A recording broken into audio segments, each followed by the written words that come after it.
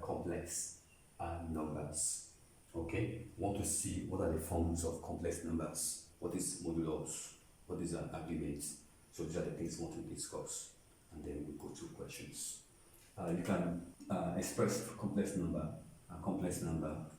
in the form z equal to r times cos theta plus I sin theta.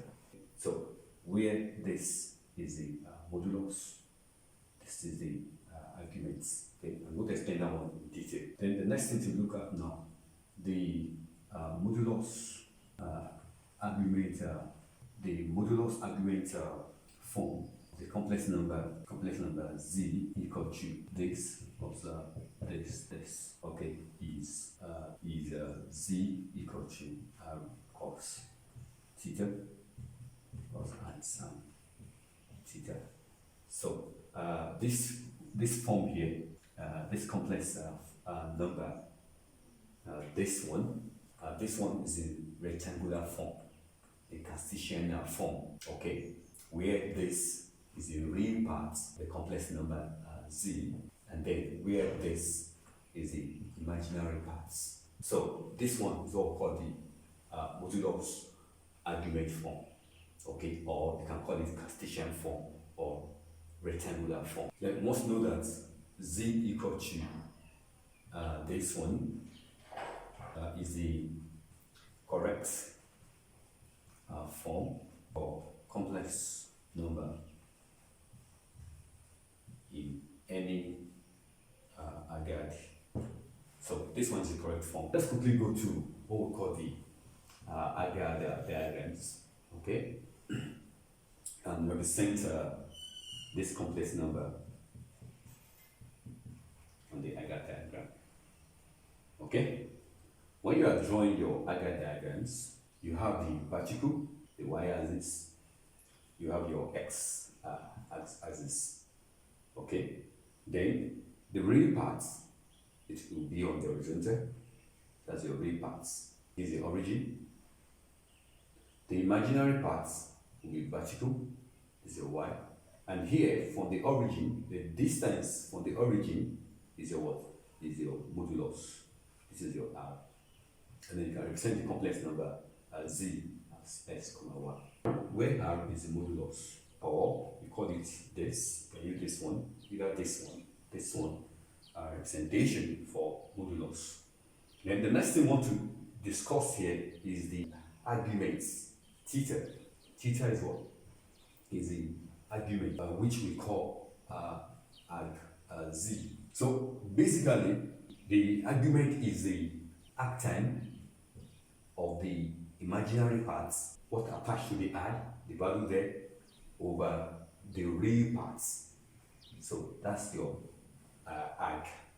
z, or your theta. I want us to look at what happened on the first quadrant, what happened on the second quadrant, on the third quadrant, and on the fourth quadrant for the theta. So this is the first quadrant. I'll use Q. This is the second quadrant, and this is the third quadrant, and this is what is the fourth quadrant. So we look at each quadrant as we are progressing. Another thing you must note, your theta must be in the range of minus this, minus pi in radian, less this, less or equal to this. We usually quote the theta, the arguments in this range. So let's see what happened. What is the argument in the second quadrant? Let's say you have your z is equal to minus this plus this, for example. So your real part is negative. So don't forget your direction. This is positive y. This is negative y. This is plus x, and this is what? This is minus x. This negative side. So since I know that this is negative, it's going to be in this orientation. Real part is this side. Okay. The vertical, the imaginary parts. This is the imaginary parts. Is this. Then from here to indicate your modulus is distance from the origin, and then that will go this way. So this is your y, this is your complex number z, which is what? Minus this, comma y. Okay? And this is your what? This is your alpha. So to get the z, so that will be from what? From here, go that's so your argument, your theta for second quadrants will be equal to pi, that's 180 minus what? Minus arctan, the vertical, the imaginary part, 1 degree part. That's for the second quadrants. And don't forget your arguments, your theta, it must be in radians. For the third quadrant, let's assume our complex number is this, minus this, minus this. So the real part is on this side, indicate that this is your y, this is your x. The imaginary part vertically down, so you can trace that. So that's your y. Then the modulus, which is the distance from the origin, they go that way. This is your modulus. Then you can indicate the complex number here, which is what? Minus this, comma, minus y. This is your alpha. So in this case now, in the third quadrant, don't forget, if you move from here, this will be what? Plus 1. But we are moving this way. Okay? So the argument in this case will be negative. The same formula like second quadrant, which you have this minus arctan y over this. Okay? But in this case now, the orientation is down. This is positive. The top there is positive.